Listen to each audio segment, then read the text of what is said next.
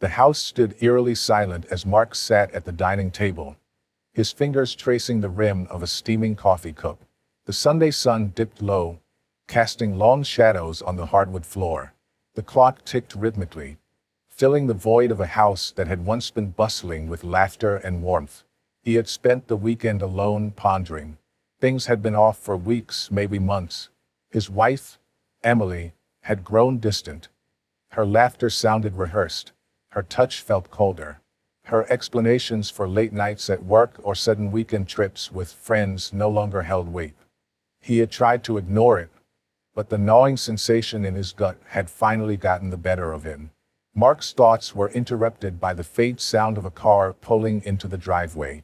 The front door opened, and Emily walked in, her face alight with a glow that made Mark's heart sink. Behind her followed another man, a stranger.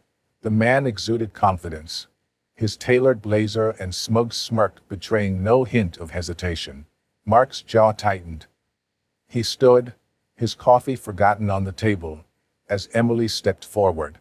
"Mark," she began, her voice unervingly calm. "We need to talk." The words hung in the air, heavy and cold. Mark folded his arms, his eyes darting between Emily and her companion. "I don't think we do," he replied, his tone measured but firm. Emily hesitated, glancing at the man beside her. "This is Jacob," she said, her voice softening. "We've been seeing each other." Mark's chest tightened, but he refused to show any cracks in his composure. "Seeing each other?" he repeated, his voice laced with disbelief. "That's what you're calling it?" Jacob stepped forward, his expression devoid of remorse. "Look, man, Emily and I—" Mark cut him off with a sharp glare. "Don't," he said, his voice low and menacing. "Don't you dare act like this is a casual conversation." Emily stepped between them, her tone now pleading. "Mark, I'm sorry, but I can't keep living a lie. Jacob makes me happy. I spent the weekend with him, and I realized, this is what I want." Mark chuckled darkly, shaking his head. "You realized this after a weekend? What about the years we spent together, Emily? The life we built?" Emily faltered but stood her ground.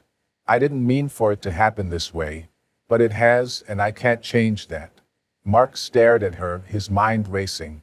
He had loved her deeply, sacrificed for their relationship, and now this betrayal felt like a knife twisting in his back. Yet, amidst the pain, a sense of clarity emerged. He wouldn't beg, he wouldn't argue, he wouldn't stoop to their level. "Fine," Mark said, his voice steady. "If this is what you want, then go.